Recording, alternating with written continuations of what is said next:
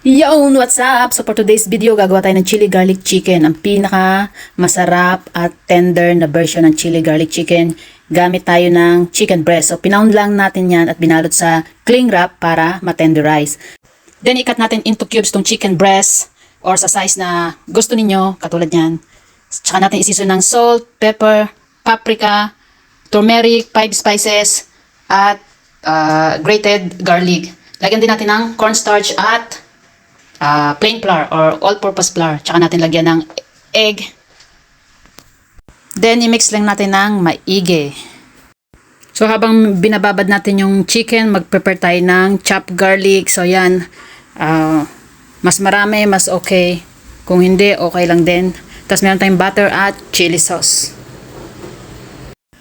So, after a while, okay na tong chicken natin for frying. Nagpainit ako dito ng mantika. Make sure na mainit talaga yung mantika bago natin umpisang iprito yung mga manok.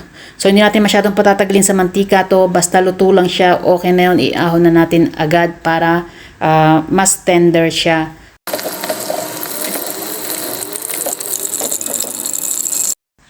So after mag-fry, tunaw naman tayo ng butter sa kawali at ating lutuin yung ating chinap na garlic. So yan, lutuin lang natin ng lutuin hanggang maging brown. Tsaka natin idagdag yung ating chili sauce. So yan, kayo na lang magtansya kung gaano karami.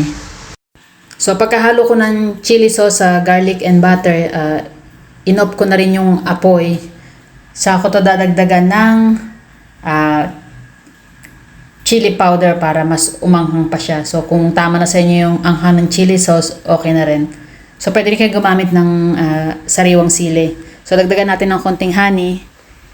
Tsaka natin haluin ulit. So, binuksan ko ulit yung apoy bago ko ilagay yung ating napritong manok para mas madaling kumapit yung ating sauce.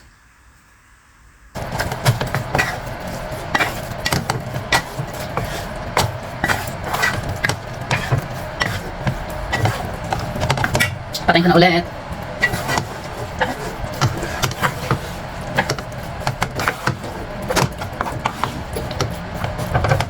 Okay na yan. Ito na ang ating chili garlic chicken.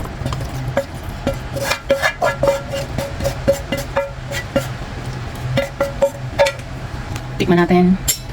Pakita ko sa inyo yung laman. Kung gaano ka-tender yan.